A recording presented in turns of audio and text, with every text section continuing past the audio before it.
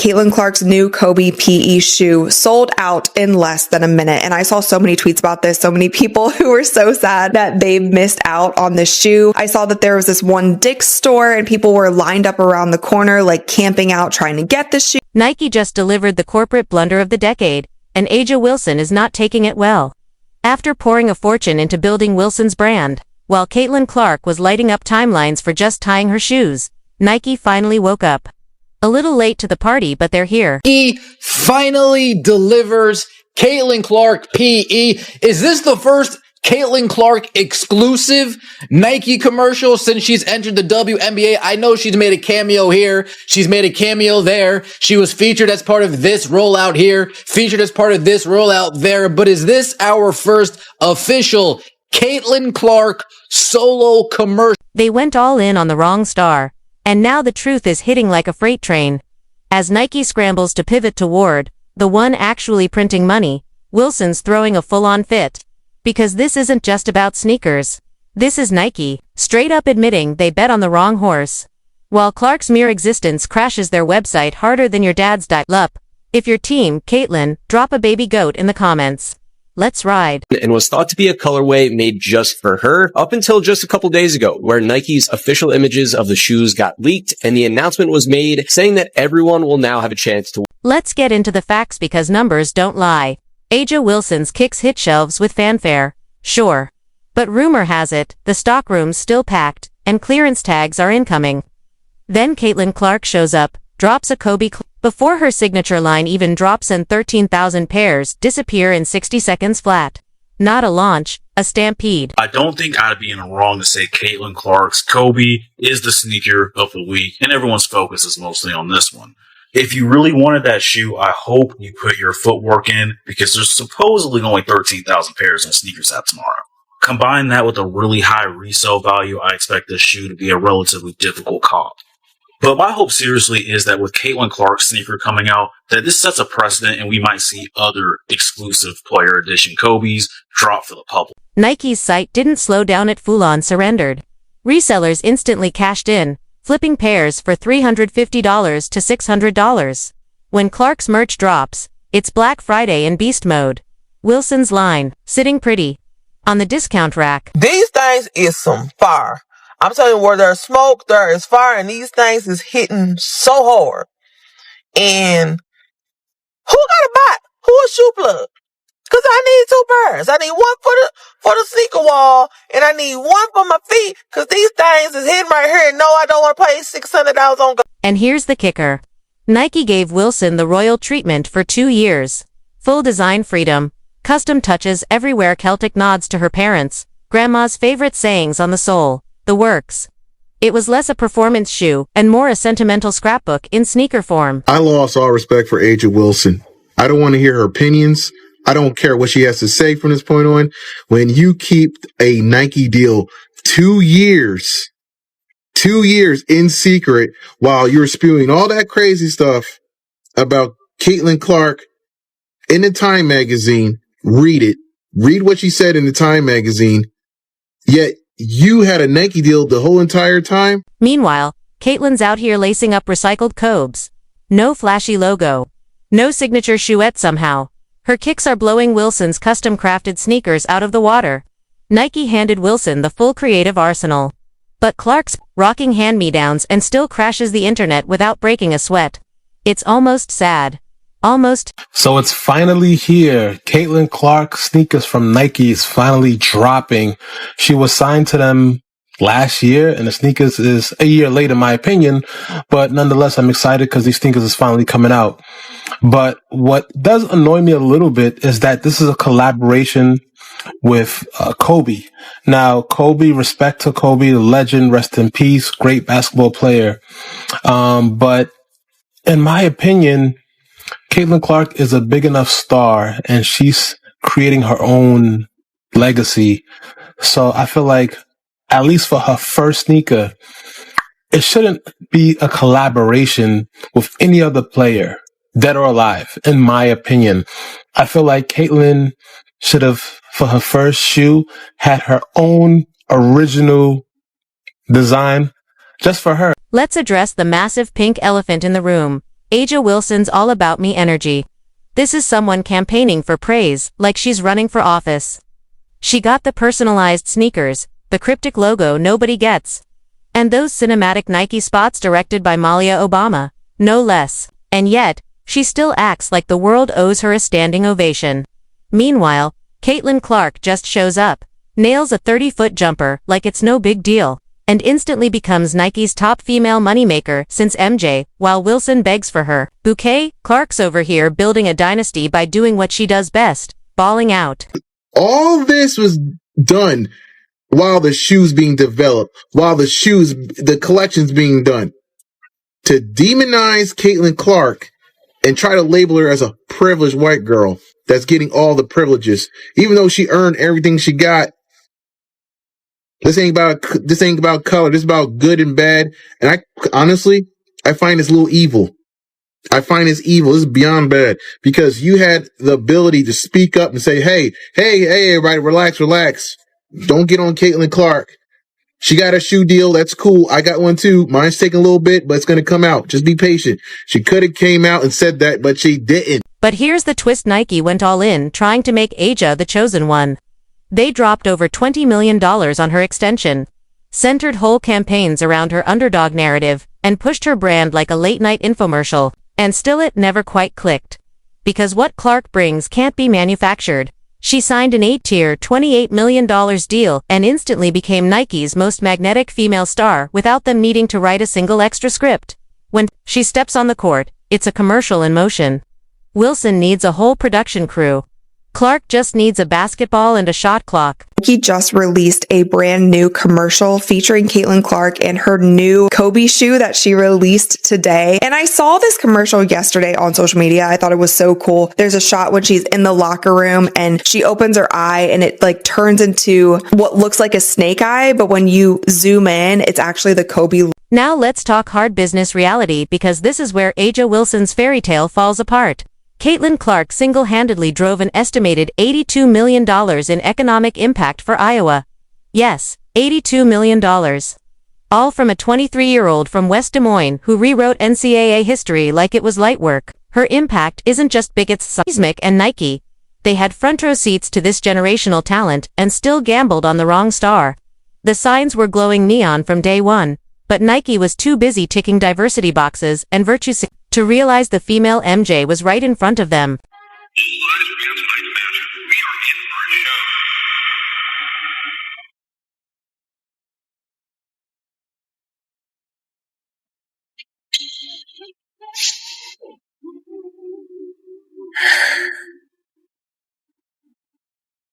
Bouncing connection.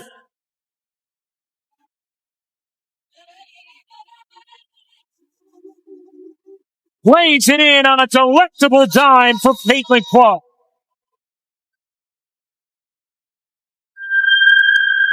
Even former Nike basketball exec Jordan Rodgers couldn't keep quiet. He aired out his old employer, basically saying, "Congrats, clowns, you nearly let your cash machine walk." And while Nike was busy pushing a storyline no one cared about, their stock took a nosedive to a 5-year low. Instead of riding the unstoppable wave that is Caitlin Clark, they were in the weeds trying to hype up Wilson like she was Gretchen Wieners trying to make fetch happen. Newsflash, it never didn't, never will. Stock price since 2021, it is down nearly 60%. Your executives and the people who are making these decisions, their stock options are worthless. Meanwhile, you have the single biggest needle mover in all of American sports since Michael Jordan, and you have somehow convinced yourself that you need to slow play this. Let me show you Google Trends search traffic for 4 female basketball players. There is one who only rivals Caitlin Clark, and that is Angel Reese, and you do not have her. She is over at Reebok. I am so confused as to how you would be so invested in the WNBA for several years, and you have been doing great work to try to elevate and uplift that league and many of the athletes there. But this seems like you have convinced yourself that this needs to be an either-or conversation. And we never have an either-or conversation in the men's sports. You have like 10 signature athletes. Half of them don't deserve a signature. Now suddenly Nike's wide awake. Clark's Kobe drop lands, and the internet doesn't just slow down, it combusts. Meanwhile, Wilson's carefully orchestrated release gets drowned out by Clark's casual midweek rollout that barely had a promo. The contrast is almost cartoonish. Wilson needs the whole machine: trailers, influencers, photo shoots, The work sand still struggles to move units. Clark. She posts once, and boom lines down the block like it's Black Friday at Best Buy. And what's burning Wilson up the most? Nike finally admitting what fans have been screaming for years. Clark doesn't just sell shoes, she sells a dream. She makes you believe that logo threes and buzzer beaters are within reach. Caitlyn is the future. Wilson's clinging to a past that never quite hit. Finally put her in a Super Bowl campaign with 9 other women, and all respect to them, but none of them are moving the needle quite like she is. Your tagline in that was "You can't win, so win." One of the best explanations I can come up with is that you are wringing your hands and afraid to enter into this politically divisive conversation that has been co-opted by the media and pundits who are race baiting and doing all kinds of ridiculous things around women's basketball. You can't win, so win. You have the unicorn, the chosen one, the one who everyone wants to hear from, and you were just sitting around Gatorade, State Farm, Gainbridge, Wilson Basketball, have all figured out how to have a point of view with Caitlyn Clark. Please, for the love of God, figure something. The market doesn't lie. Wilson can post all the think pieces and victory laps she wants, but Nike's been throwing the full VIP package at her MVPs. Medals, mega budget promos, and it still hasn't come close to the wildfire Clark ignites, effortlessly. On paper, Wilson's resume glistens, but Clark's reach. It's cultural. She's not just a basketball player, she's a moment, a movement, a brand lightning bolt who just happens to throw behind the back assists for fun. Nike finally caught on. Because you can't script what Clark exudes naturally. She never asked to be the face of anything, she just balled out and let the fans crown her. Meanwhile, Wilson's been campaigning like she's running for mayor complete, with slogans, sympathy plays, and demands for validation. I find it's very deplorable to me. I find it's very deplorable that you allow Caitlyn Clark to get crapped on that whole entire time and even speak up. And on top of that, Nike's a bunch of a-holes too, because they didn't speak up and defend Caitlyn Clark or speak up and say, hey, we got A'ja's shoe coming. We got A'ja's shoe coming. Just got to be patient. Caitlyn Clark's going to get hers too. I don't understand the tactics here. All you're causing controversy that didn't have to be there. You're calling division where it didn't have to be there. You're calling racial, issues where it didn't have to be there. Nike's pivot isn't just smart, it's survival mode. They were so caught up engineering Wilson's persona from scratch that they overlooked Caitlyn Clark dragging the entire WNBA into the mainstream on her back. Clark's games pull in over 1 million viewers like it's routine. Most others, they're lucky to flirt with 300K. When she shows up, tickets vanish. Kids rock her jersey like she's their favorite comic book hero. That's not marketing fluff, that's organic, era-defining, star power. So when her Kobe's dropped online, fans were smashing refresh like they were trying to score front row tickets to a reunion concert. For a band that split before they were born. Wilson's releases, by comparison, feel like chores obligations. Nike gently shames you into supporting. Clark's drops, full-blown holidays for basketball culture. Across the board, this commercial was a 10 for 10, and a lot of people have been getting on Nike because they don't feel like they have been promoting Caitlyn as much as they should. But I will say we have to give credit where credit is due. I feel like in the past month or so, they had been tweeting about Caitlyn more, and then obviously with the shoe release, they made this super sick commercial to promote it. And of course, just today, Caitlyn Clark's new Kobe PE shoe sold out in less than a minute. And I saw so many tweets about this, so many people who were so sad that they missed out on the shoe. I saw that there was this one Dick's store and people were lined up around the corner, like camping out, trying to get the shoe. And oh, the irony is rich. Wilson spent years complaining she wasn't getting her flowers, venting about delays, demanding the spotlight, pushing narratives. Meanwhile, Clark just kept stacking highlights, filling arenas, and becoming everything Wilson wanted to be without even trying. She didn't crown herself. She just became the queen. And Nike, finally catching up, had to admit it. Wow, ...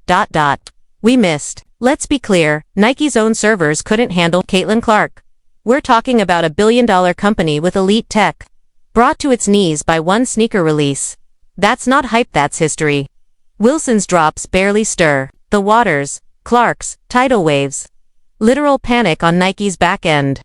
You just know the stockholders saw those crash charts and started sweating. Heard that Nike stocked about 14,000 of these, and that is an unconfirmed report, but they sold out in less than a minute. If that's any indication of what a Caitlin Clark signature shoe will do, I think Nike better continue to get on it and get ready to launch this brand. And here's the deal: money doesn't care how many trophies you've got. Wilson can polish her accolades all she wants, but Clark's got what you can't fabricate in a lab. A magnetic pull that makes people open their wallets just to feel part of the moment. Nike backing Wilson was like buying MySpace stock in the age of TikTok. Meanwhile, Clark, the Netflix of hoop culture, was sitting right there, casually changing the game. Now Nike's racing to catch up while Wilson watches the dream she spent years begging for slide perfectly into Clark's lap.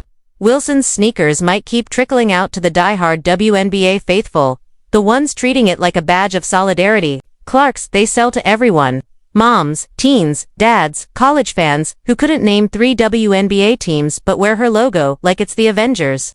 That's the difference between niche messaging and global cultural gravity. Nike released the shoe this morning for $190. That was the going rate for the signature sneaker. Now, I'm here to tell you, as you guys can see right here on Google, just type in Caitlin Clark Kobe 5. StockX, currently right now, they're going for $345. On GOAT, they're going for $386. At Flight Club, you're looking at $375. Must mind you, these sneakers was just released a few hours ago. These sneakers were retail for $190. This is the Caitlin Clark. Nike burned through an embarrassing amount of money trying to manufacture A'ja Wilson into a cultural icon, while Caitlin Clark was out here packing arenas, smashing records, and creating a movement without lifting a finger. Now, at long last, Nike's shifting its entire machine toward the woman who's more than just a baller. She's the moment. Clark cuts across every demographic, ages, backgrounds, regions. Wilson always had a ceiling. With Clark, no one's even seen the roof. The momentum is insane, and Nike finally jumped aboard just in time. Wilson, she can keep asking Twitter for more respect. But Clark, she's got entire servers crashing, families standing in line, and Nike's quarterly reports doing cartwheels. This isn't some future prediction. The shift is now. The votes are in, and Clark's name is printed on every sold-out box. If you're with the movement, comment Baby Goat down below. Like, subscribe, and hit that bell. You're going to want to stay tuned.